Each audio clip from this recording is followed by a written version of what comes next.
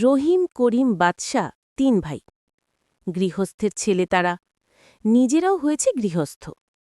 লেখাপড়া তেমন করেনি, আসলে করেনি বলে ভুল হবে, সুযোগ পায়নি।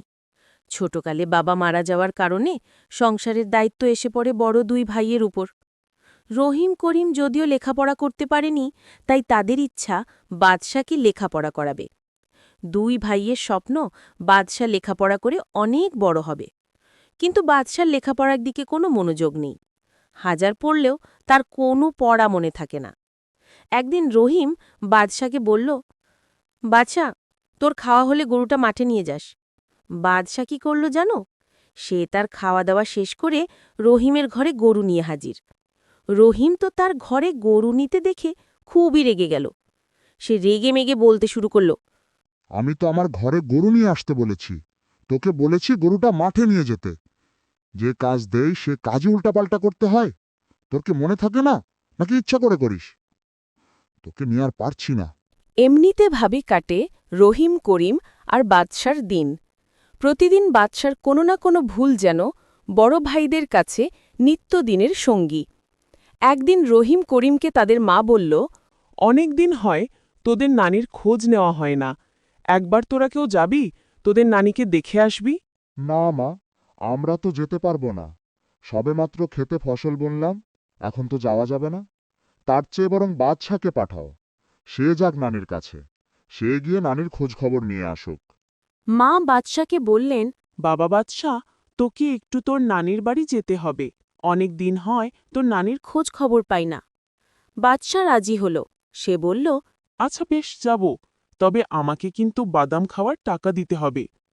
মা খুশি হয়ে বললেন, তা হয় দেব। তুই কিন্তু যাওয়ার সময় বাজার থেকে তোর নানির জন্য কিছু নিয়ে যাস। ভুলে যাস না যেন। তোকে কিছু বললেও তো চিন্তা হয়, তুই খালি খালি ভুলে যাস।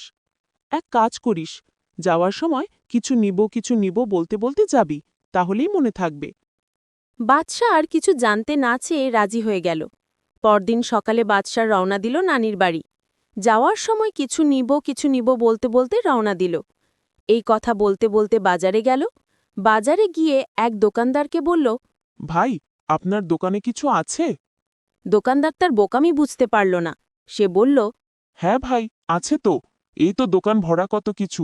কোনটা লাগবে নেন। বাদশা তবুও জোর করে বলল, না ভাই, আমার এত কিছু লাগবে না। আমার কিছু হলেই হবে। আপনার দোকানে কিছু আছে কিনা বলেন। দোকানদার এবার রেগে গেলেন। রেগে গিয়ে দোকানদার বললেন, ভাই, আপনি জানতো যত সব এখানে আসছে কিছু নিতে। না না, আমার এখানে কিচ্ছু হবে না। এমনকি এই বাজারে কোথাও পাবেন না। তারপর কিছু না নিয়েই চলে গেল বাদশা। যেতে যেতে চলে গেল নানির বাড়ি। নানি তো বাদশাকে দেখে মহা খুশি। আরে আমার নানা ভাই, তুমি কেমন আছো নানা ভাই? আসতে কোনো কষ্ট হয় নাই তো? না গো নানি, কোনো কষ্ট হয় নাই।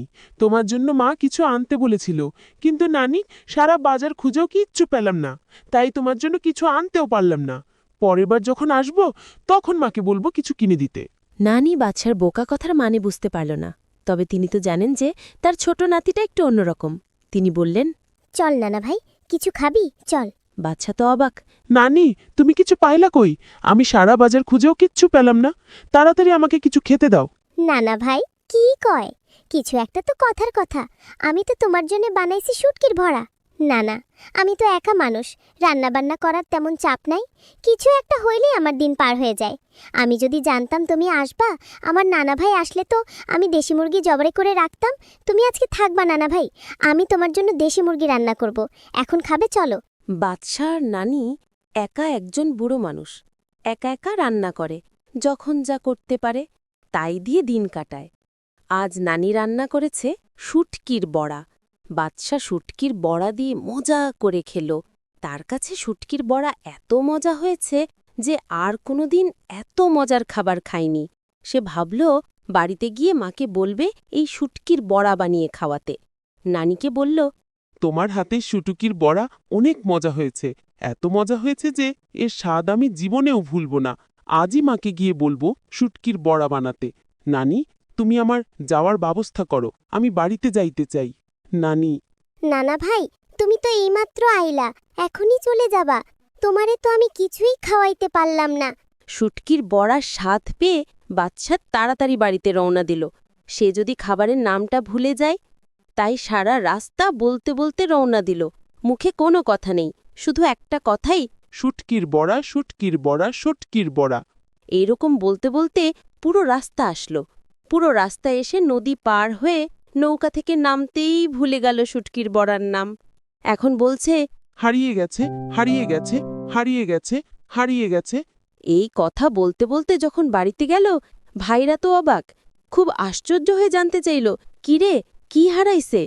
তার মুখে কোনো কথা নেই, শুধু বলে, হারিয়ে গেছে, হারিয়ে গেছে, হারিয়ে গেছে। ভাইরা আর মা তো ভাবল, কি মহামূল্যবান জিনিস মনে হয় হারিয়ে গেছে। তারা তো চিন্তায় পড়ে গেল, কি করবে কিছুই বুঝতেছে না। বাদশাও কিছু বলছে না, শুধু বলছে হারিয়ে গেছে। করিম বুদ্ধি করে বলল, হারিয়ে গেছে বুঝলাম, তা কোথায় হারাইছে সেটা একবার বল। নদীর পার। দুই ভাই মিলে বেরিয়ে পড়ল নদীর পাড়ে। সারা নদীর পাড় তছনছ করে ফেলল, কোথাও কিছু পেল না, পাচ্ছেও না। তারা শুধু ভাবছে, কি এমন মূল্যবান জিনিস হারিয়েছে যে বাদশা শুধু সে কথাই বলছে। অবশ্যই বিশেষ মূল্যবান কিছু। তাই ভেবে দুপুরে রৌদ্রের মধ্যে খুঁজছে পাগলের মতো। একসময় রহিম করিমকে বলল, ভাই, বাচ্চা কি এমন জিনিস হারাইল? এত রৌদ্রের মধ্যে খুঁজতে খুঁজতে তো শুটকি হয়ে গেলাম। ভাই, পাইছি। কি পাইছিস? শুটকির বড়া। ভাই রে, ভাই, তুই শুটকির বড়া মনে রাখার জন্য আমাদের শুটকি বানিয়ে দিলি। আসলে গল্পটি শুটকির বড়া নিয়ে, কিন্তু গল্পটিতে ফুটে ভাইয়ের সম্পর্কের সে সেতুবন্ধন সেটি। গল্পটি মনে করিয়ে দেয় ভাই সম্পর্ক কত মধুর। গল্পটি তোমাদের কেমন লাগলো কমেন্টে জানিয়ে দিও। আর গল্পটি ভালো লেগে থাকলে চ্যানেলটি সাবস্ক্রাইব করে দিও।